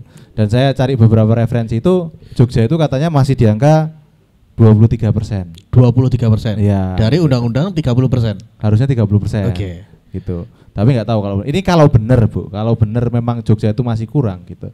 Apa yang bisa pemerintah lakukan dan warga lakukan untuk ngejar itu, Bu? Kalaupun memang itu betul kita masih kurang RTH-nya gitu. Ya, Mas, makasih Mas. Di Jogja itu ada 4 kabupaten kota ya tadi ya. Yeah. Nah kalau dilihat dari situasinya di kota sudah sedemikian padat dan pemerintah juga mungkin kalau mau mengolah kota itu juga sangat sulit begitu ya. Makanya kemudian di yang Sleman, kemudian bahkan mungkin Sleman sekarang pun sudah mulai berkurang ya lahan-lahan ruang terbuka hijaunya sudah sangat berkurang sekali. Yang mungkin masih bisa mungkin Kulon Progo gitu atau Bantul mungkin malah seperti itu ya. Artinya mungkin dari kebijakan itu perlu didorong mana yang sekiranya masih bisa dimaksimalkan, dioptimalkan. Mungkin pemerintah juga perlu memperhatikan itu lebih dalam lagi. Meskipun juga di kota juga mungkin juga dibuat semacam tadi urban farming gitu ya. Dengan model-model yang vertikal itu mungkin perlu didorong juga dari pemerintah juga perlu mensupport warga begitu untuk ini membuat kalau di kota ya dengan urban farming yang model vertikal. Begitu. Mungkin seperti itu. Jadi perlu ada masukan, ada kajian-kajian tentang itu lebih dan untuk membuka lebih terbuka lagi pemerintah untuk bisa melihat itu jadi untuk membantu mendorong begitu. Oke. Kalau di ranah privat lah Bu, maksudnya kayak entah itu konteksnya itu adalah rumah ataupun mungkin mall ataupun hotel gitu-gitulah kali ya. Kafe gitu. Itu apa Bu yang apalagi yang bisa kita lakukan untuk membantu mendorong meningkatkan RTH itu Bu gitu? Ya kalau ya Mas kalau di kota ya lagi di tempat ini ya. Ya kita yang model vertikal atau kalau masih memungkinkan untuk model rooftop di bagian atas. Ya di paling atas. Dinanam pakai kayak semacam ya pot atau apa kan sekarang banyak sekali bahannya itu supaya sirkulasi udaranya itu menjadi lebih bagus begitu. Oke. Mungkin juga perlu ada apa? Kalau kita mau bicara subsidi masih memungkinkan nggak untuk membantu mendorong masyarakat begitu? Mungkin perlu kita beri masukan juga ke situ untuk setidaknya ada bantuan. Ada insentif-insentif gitu. juga ya. Iya. Oke. Apa, Beb? Ada pertanyaan apa, Beb? Ibu. Memang sih pada kenyataannya kalau kita ngomong masalah ruang terbuka hijau RTH, memang ketersediaan lahan yang masih bisa diolah itu kan menjadi faktor yang penting kan. Ya makanya tadi Ibu bilang sempat ya kalau di kota ya memang salah satu solusinya adalah ya divertikalkan. Sehingga di situ bisa terjadi kalau saya cantolkan dengan presentasi yang tadi, sirkular, udaranya juga sirkular, ekonominya juga sirkular, sampahnya juga bisa sirkular, beberapa hal yang lainnya mungkin juga lebih bisa muter di situ.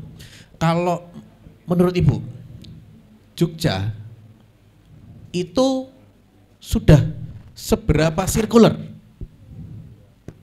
di Jogja itu, begitu Bu? Ya, makasih Mas.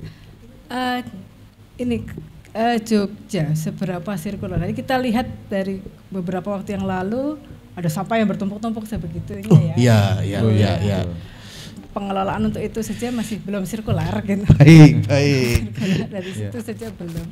Tapi ada upaya-upaya dari sisi lain. Itu kalau kita bicara sampah memang belum ya. Tapi upaya-upaya dari sisi lain. Sebenarnya tadi contohnya malah Mbak Fitri, ada Mas Anang yang sudah memulai mempraktekkan itu. Itu luar biasa banget. Itu sudah sangat mungkin akan mempengaruhi dengan acara-acara seperti ini mungkin akan sangat mempengaruhi untuk warga yang lain begitu. Baik. Mungkin nanti perlu diadakan lagi mungkin di per kabupaten atau diadakan kemudian disuarakan lebih banyak lagi begitu. Seperti itu. Jadi lebih ke ngejar kesadaran masyarakatnya gitu Bu. Oke, baik. Terima kasih Ibu. Mungkin Aku ada satu pertanyaan lagi. Masih ada lagi? Ibu Arfa. Bu, saya mau tanya terakhir ini Bu, sebelum kita pindah ke Mbak Fitri ya, ke Bu Arifani. Kalau dalam konteks kampus Ibu, gitu. Kalau dalam konteks kampus, sebenarnya itu apa sih Bu yang dilakukan kampus untuk membantu menumbuhkan itu tadi konsep-konsep sirkular ekonomi itu tadi Bu, gitu. Yang dilakukan kampus itu apa gitu Bu, gitu supaya masyarakat ini juga akhirnya bisa ngerasain dampaknya dan tergerak untuk melakukan kegiatan konsep sirkular ekonomi Bu sebetulnya. Ya Mas, itu di kampus kita punya namanya Pusat Inovasi dan Agroteknologi, mungkin sudah pernah melihat ya di Kalasan itu ada semacam laboratorium sebenarnya, laboratorium pertanian begitu, yang di situ ada untuk mengolah sampah. Mengolah menjadi pupuk, terus memanfaatkan menjadi yang lainnya gitu, kemudian plastik dikumpulkan itu menjadi apa, ada di situ. Dari skala lab itu skala kecil yang mungkin itu bisa jadi model yang diharapkan menjadi model yang bisa diimplementasikan langsung ke masyarakat begitu. Makanya kita mendekat ke masyarakat, ke warga gitu. Kemudian posisinya ada di Kalasan, kalau mungkin Mas semua sudah pernah di Kalasan tuh ada Pusat Inovasi Agroteknologi. Itu sudah menerapkan konsep-konsep sirkular. Jadi itu bukan sih Bu di Berbah. Maksudnya Berbah ya? Yang bangunannya putih agak segitiga itu sih? Bukan. Oh bukan ya? Itu bukan. Tidak ada bangunan yang bagus di situ ya. Jadi kayak itu situ ada sapi, ada mulai peternakan, dari pertanian, kita sudah menerapkan itu. Jadi kebun coba lah ya, kebun coba gitu. Iya memang jatuhnya memang perannya kampus itu sebagai ngetes dulu ya Bu ya, ngetes kayak konsep-konsepnya gitu kan, ini yang baik seperti apa supaya nanti masyarakat tuh kalau sudah ketemu nih konsep yang bagus, masyarakat bisa mengimplementasikan ya Bu ya di lapangan. Oke, menarik. Kita move ke Mbak Fitri. Ada pertanyaan apa untuk Mbak Fitri. Mbak Fitri, tadi kan kita sudah bahas dari pembicaraan kita yang lalu-lalu bahwa statement saya yang terakhir juga bilang bahwa pertanian atau tanam itu juga sangat terpengaruh oleh lahan yang masih tersedia di situ. Terus solusinya tadi kan juga sempat kita obrolkan juga bahwa vertical farming. vertical farming. Nah, kalau untuk di daerah sana di Ledok Tukangan, sedangkan tadi juga Mbak Fitri juga bercerita bahwa satu rumah bisa berapa keluarga Mbak tadi Mbak? 3 atau 2 ya? Iya, 2-3 2 keluarga. 2-3 keluarga. Terus kemudian ketika ada orang baru bikin septic tank ya aku tak ngawinin kono wae, ora ate kontong gone sumure ning ndi kan gitu kan Mbak ya. Iya, betul. Nah, itu tuh kalau lagi kan itu kan letaknya juga di kota kebetulan ya. Kalau pusat kota mana? Ya, betul. Agak gimana gitu. Karena sampingnya itu kan wajahnya kota Yogyakarta provinsi. Nah, kalau memang di situ pemerintah itu turun tangan atau tiba-tiba aku tak ikut sumbangsih di situlah. Menurut Mbak Fitri apa yang paling cocok dilakukan di situ? Ya, sebenarnya memang komunitas Kebun Kalijodo itu memang kolektif. Terus sebenarnya kita juga bukan anti pemerintah banget.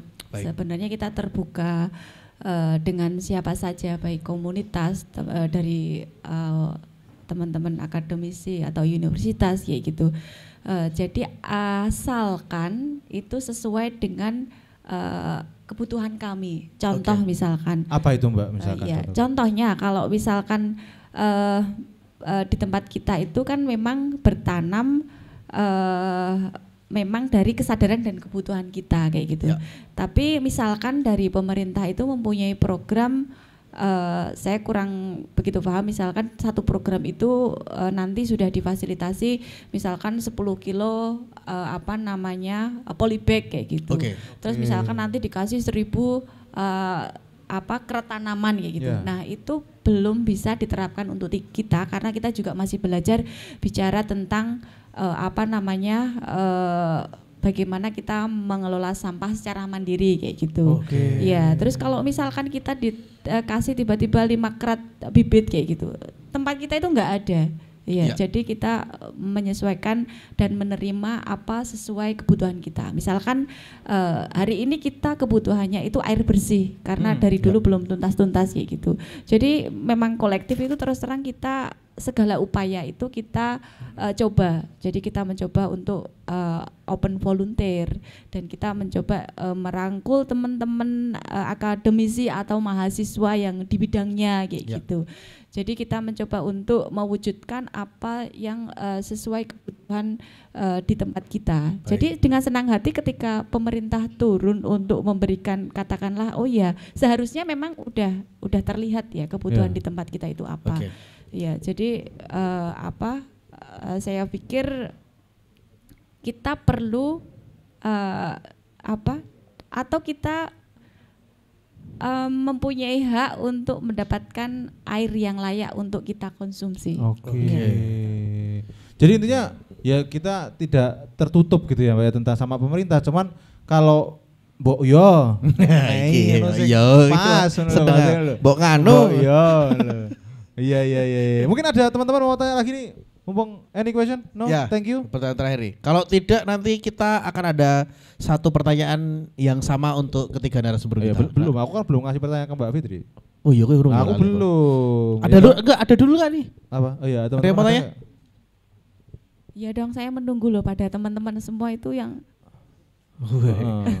iya. Apa Mas? Iya emang ini sebenarnya teman-teman ini pada tanya Mbak Fitri, cuman kita yang nggak paham bahasanya. Iya, karena pakai metode Rogo Sukmo, betul. Tapi rakok nek rade, adewe ra ilmune ya. Apa Mas Judar pertanyaan Mbak Fitri? Nah, gini Mbak Fitri, dengan berbagai itulah contoh-contoh tadi kayak misalkan bikin tadi vertikal gitu ya. Kebun vertikal pakai vertical farming. Vertical farming lah kuwi lah. Nah, untuk kita ngomongin urban farming itu sebetulnya metode yang paling pas gitu Mbak. Itu tuh sekarang tuh yang cepat berbuah hasil itu tuh apa Mak? Apakah itu vertikal itu ataukah pakai pot gantung atau apa gitu? Sebenarnya tuh ada metode apa aja sih Mbak, dan yang sepengalamannya Mbak Fitri yang paling cepat menghasilkan itu dengan metode penanaman seperti apa Mbak? Jadi kalau untuk vertikal, horizontal atau dimanapun tempatnya itu sebenarnya menurut saya itu teknis. Jadi tinggal bagaimana cara kita merawatnya. Jadi tadi kayak itu sebenarnya saya bicaranya mungkin agak terlalu keburu-buru dan juga banyak yang miss juga ya, karena dari Mbak Disa nanti ada apa tanda 5 menit kayak gitu. Jadi sampai mana ya kayak gitu. Saya agak banyak yang miss. Jadi bagaimana cara memberikan nutrisi yang cukup kepada tanaman tersebut. Jadi contohnya misalkan di tanaman di pot, otomatis kan itu medianya kecil. Ya, otomatis dia itu butuh perhatian bagaimana menjaga nutrisinya di dalam pot itu tetap ada kayak gitu. Contoh kalau misalkan kita tanamannya itu di hamparan luas kayak gitu, otomatis kebutuhan tanamannya itu akan beda, Mas. Ya, dan di tempat kita itu meskipun urban farming di tengah kota, jadi kita juga mencoba untuk membuat bedeng-bedeng kecil yang dimana kita mencoba untuk menanam secara langsung di tanah. Jadi saya sempat lihat fotonya yang kotak. Betul. Terus ada tanahnya itu ya. Betul. Saya udah nggak tampil. Berarti memang yang butuh perhatian itu bukan cuma pasangan kita, Beb. Tanaman itu butuh perhatian. Betul. Ya, nggak peduli kita pakai teknik vertikal, horizontal, diagonal ya. Yang penting adalah perhatian yang diberikan. Bahkan Mbak, tadi kan Mbak pernah cerita juga bahwa membeli tanah. Maksudnya membeli tanahnya udah tuku tanah iki ya. Berarti tanah truk-trukan ya Mbak ya? Iya betul. Nah itu buat yang bedengan itu tadi? Betul, iya itu cuma sedikit kayak yang gitu toh, Mbak? Membutuhkan sudah habis beberapa truk, 3 truk seingat saya, 3 truk untuk 3 bedeng kecil itu. Tapi karena waktu itu kita memang juga awal-awal kita juga pengen mencoba untuk bagaimana kita bertanam cepat panen kayak gitu. Tapi kan semakin kesini kita lebih tambah pengetahuan bagaimana kita juga ngompos bareng, membuat kompos. Jadi daun-daun yang di sekitar itu kita diurai untuk dijadikan tanah kayak gitu. Baik. Ngomong-ngomong soal kompos ini jadi menarik, aku jadi penasaran tentang kompos itu. Sebetulnya tuh ini enggak sih, Mbak? Masalah enggak sih saat kita bikin kompos tuh terus baunya itu jadi mengganggu warga gitu, terus jadi ada drama-drama gitu. Iya, kadang-kadang benar. Iya kan? Ya karena saya juga tidak membuat kompos jadi enggak tahu ya. Maksudnya kalau ini proses dalam pembuatannya. Iya, gitu tuh sebetulnya tuh sering ada drama enggak sih, Mbak, tentang bikin kompos itu? Kalau drama sih nggak pernah ya, sepengalamanku selama ini. Jadi ketika kita mengurai misalkan daun memang kalau dibiarkan itu busuk bau ya. Tapi kan itu juga ada teknisnya, misalkan dari daun yang kering, terus nanti bisa ditutup lapisin dengan tanah, itu nggak akan bau. Terus kebetulan ada tekniknya. Betul, iya. Terus kebetulan kita juga mencoba untuk mengolah limbah dapur, Mas, ya. Misalkan nanti dari sisa-sisa sayur ataupun nanti dari kulit buah kayak gitu kita buat ekoenzim. Dan ekoenzim. Dan ekoenzim itu juga nanti teman-teman muda yang ada di kampung kita itu bisa salah satu bahan dibuat sabun.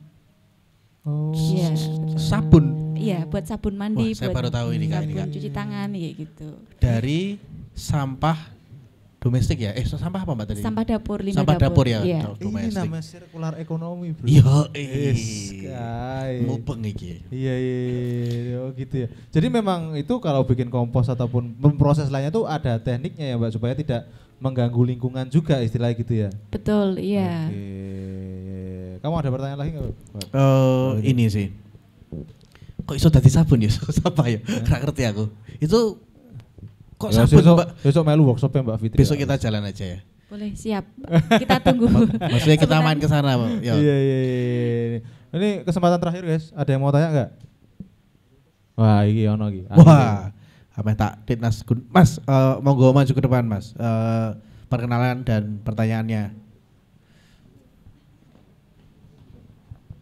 Baik, Assalamualaikum warahmatullahi wabarakatuh. Mas, ono kamera di belakang, sorry. Nggak kesampar.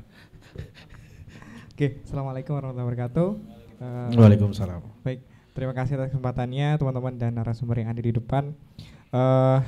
Saya sedikit, nanti ada satu pertanyaan untuk Bu Fitri dan nanti ada satu pertanyaan yang mungkin bisa dijawab oleh ketiga narasumber yang ada di depan gitu ya, Mas. Baik rekan-rekan. Oh ya, nama saya Arya dari arsitektur UND juga, sama kayak Mas Oka. Baik, pertanyaan yang pertama untuk Bu Fitri. Dari tadi pemaparan yang sudah dipaparkan, selama ini apakah warga di sekitar Kalicode, terutama terkhusus yang ada di kampung Ibu itu sudah semua memiliki kesadaran yang sama? Dan bagaimana strategi Ibu untuk mengajak partisipatif warga atau menyadarkan warga ini agar dapat memiliki kesadaran sehingga dapat ikut membantu dari kebun kota tersebut? Lalu pertanyaan terakhir untuk ketiga narasumber, jika bersama kita bayangkan, menurut Bapak dan Ibu, kita berandai 10 sampai dengan 20 tahun ke depan, bagaimana peran kebun kota ini dalam kehidupan warga Yogyakarta? Dan apakah hal ini dapat berkembang di hampir seluruh kota Jogja atau malah bisa sampai keluar kota Jogja begitu? Kita sama-sama berandai 10 sampai dengan 20 tahun ke depan. Mungkin itu pertanyaan dari saya, terima kasih. Terima kasih. Minta tepuk tangan dong buat Mas Arya. Oh iya. Mungkin ini pertanyaan yang pertama dulu ya, Beb, ya. Untuk Mbak Fitri ini. Tadi pertanyaannya kalau terkhususkan untuk Mbak Fitri, banyak fansnya Mbak Fitri. Terkhususkan. Iya kan. Nah, Mbak Fitri, apakah warga itu sudah memiliki kesadaran yang sama gitu? Dan kalau misalkan memang ada yang belum, strateginya apa biar semuanya tuh memiliki kesadaran yang sama? Monggo. Iya, baik. Terima kasih atas pertanyaan. Oh, ojo dibungkam, Bro. Wah, jembatan mikir. Hah? Oh, baterai entek. Menika, Mbak. Punten. Oh, siap. Ya, jadi kalau bicara tentang kesadaran itu sebenarnya sepengalaman saya selama tinggal di kampung kita itu sebenarnya kesadarannya itu sudah cukup tahu, akan tetapi sebenarnya itu karena kondisi ekonomi ya. Jadi memang kampung kita padat sekali, crowded, banyak persoalan baik tentang air, udara ataupun kesehatan pangan yang memang kita faktanya atau nyatanya itu butuh dengan nutrisi yang sehat kayak gitu. Tapi kan kembali lagi ketika kondisi yang memang kita tidak harus memaksakan dengan kondisi atau situasi yang memang tidak bisa kita samakan rata atau sama dengan diri kita sendiri kayak gitu. Jadi rata-rata di tempat kami itu buruh gendong, buruh di kerja di Malioboro dan sebagainya kayak gitu. Itu pun juga salah satu yang inisiasi Mas Anang itu dulu juga pendampingan ke anak karena orang tuanya itu lebih sibuk bekerja. Jadi di kebun Kalicode pun ketika kebutuhan utama kita memang sehat dan pangan, ketika waktu pandemi memang banyak yang datang, banyak yang aktif. Tapi ketika lambat laun kembali ke aktivitas masing-masing, ya kita memahami. Tapi untuk kami yang lebih mencoba untuk konsisten menjaga kebun Kalicode itu pertama sebagai pengingat hal-hal yang tidak kita inginkan itu kapan saja akan terjadi. Jadi kita lebih konsisten aja karena mengajak itu nggak bisa instan. Jadi kita lebih harus praktek dan tidak mencoba untuk lebih menggurui kamu harus gimana gimana gitu. Iya, itu sih Mas. Berarti tidak terlalu memaksa lah gitu ya Mbak Fitri, kira-kira ya, lebih kayak ya ini memasukkan kesadaran itu sedikit demi sedikit. Betul. Ini nanti kalau ndang-ndang ono pandemi meneh pi lho. Gitu-gitu ya, lebih ke lebih smooth lah gitu ya. Betul. Toh sampai saat ini Mas, jadi ketika kita bertanam itu warga yang tidak ikut bertanam pun kadang kala itu juga lewat itu, Mbak minta cabenya ya, Mbak minta bayamnya ya, dan kita dengan senang hati meskipun dengan kadang-kala dengan kita harus meluangkan waktu untuk bertanam, tapi warga untuk memanen gitu, kita juga suatu kebanggaan bahwa ini juga bermanfaat kayak gitu. Betul. Langsung bisa dimanfaatkan kanan kirinya langsung. Betul, iya. Langsung jawab pertanyaan yang satunya Mbak Fitri sebelum saya nanti geser ke Ibu Arifah dan Mas Anang. Tadi kalau berandai-andai 10-20 tahun ke depan gimana peran kebun kota untuk Jogja ini, Mbak? Apa saya dijawab dulu aja Mbak, nanti baru kita geser. Karena tidak usah, mungkin gimana ya, susah saya jawabnya. 20 tahun ke depan, 30 tahun ke depan itu seperti apa? Kalau saya ya itu tadi lebih konsisten meskipun kita menghadapi berbagai macam iklim, berbagai macam tantangan media sosial atau sebagainya, itu yang penting kita konsisten dan mencoba untuk kembali ke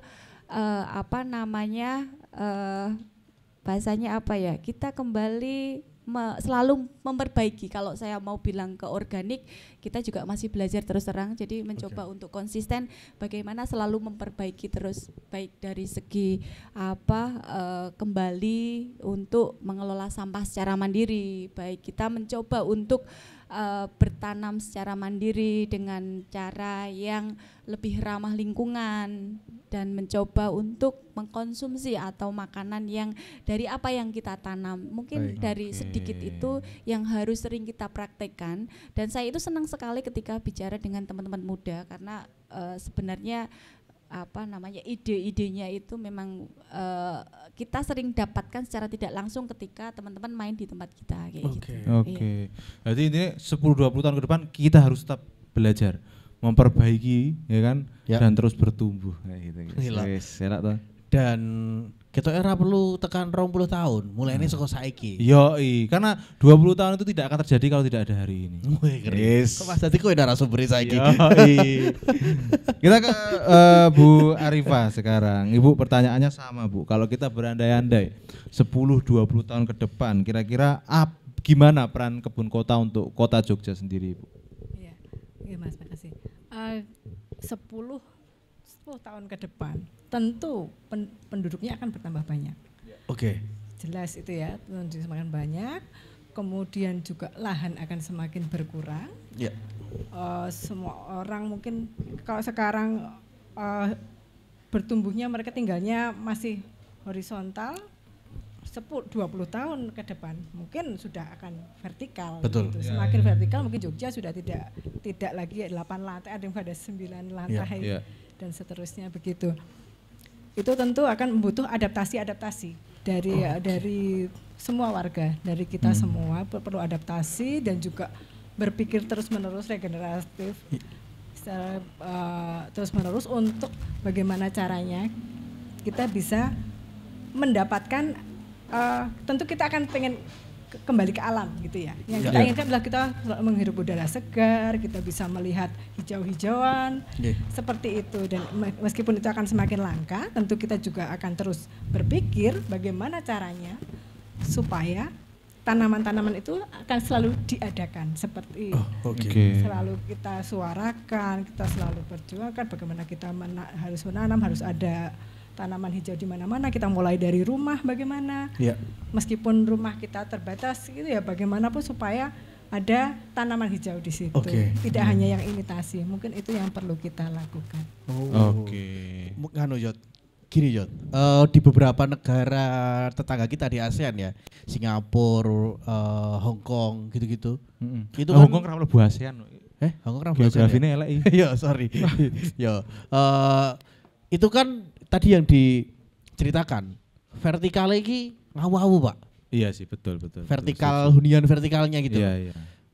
Vertikal huniannya itu ngawu-ngawu, sehingga bisa dipastikan atau anggap saja di tempat kita 10-20 tahun yang akan datang mirip.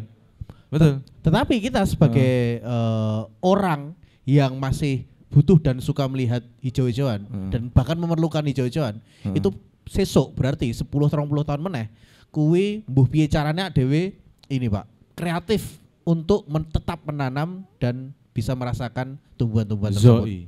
Zoi. Jawaban terakhir iki awak sang seniman mau menjawab. Mas Anang, ya seniman dhewe Mas Anang. Iya. 10-20 tahun lagi kita mengandai-andai apa peran kebun kota untuk kota Yogyakarta sendiri. Gimana peran kebun kota untuk kota Jogja sendiri? Indikator perannya itu apa ya? Itu. Bisa ini enggak perjelas enggak pertanyaanmu?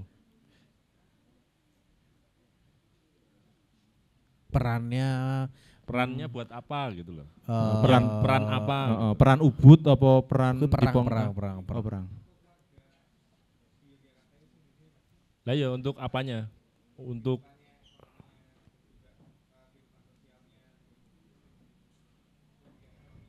manfaatnya. Saya kira gini. Kalau kita harus memahami dulu bahwa kelompok tani di kota itu berbeda dengan petani yang bertani pada umumnya di desa. Kalau di Kulon Progo misalnya, satu keluarga petani itu bisa mengurus 2 sampai ya sekian hektar gitu. Ya. 3 bulan sekali panen melon bisa bersih memegang uang 30 juta. Oke. Belum kalau itu sistem penanamannya banyak. Oke. Tetapi di kota lain cerita, Mas. Di kota itu lahan itu istilahnya apa ya? Terbatas gitu. Oke. Sehingga kelompok tani di kota itu 11-12 dengan kegiatan. Tetapi kita tidak bisa melihat itu dengan sebelah mata gitu. Pertanian di kota juga punya impact gitu. Impactnya apa? Impactnya kampung menjadi berfungsi, bermanfaat, dan menghasilkan panen gitu. Ya. Kalau dirasa berpengaruh dengan ekonomi, iya jelas. Harusnya beli cabai, ini nggak perlu beli cabai. Betul. Tetapi menjadi salah kaprah ketika misalnya kayak Dinas Pertanian menghubungkan dengan Gojek misalnya, atau Tani Hub misalnya. Kemudian si kelompok tani kota ditanya, bisa nggak panen sekian ton, terong sekian kilo? Gitu. Ya nggak bisa. Iya. Ibarat tanya ke Mbak Fitri, Mbak, bisa nggak bulan depan cabenya 50 kilo? Ayo megap-megap. Dikasih bantuan aja megap-megap, apalagi suruh panen gitu kan. Iya.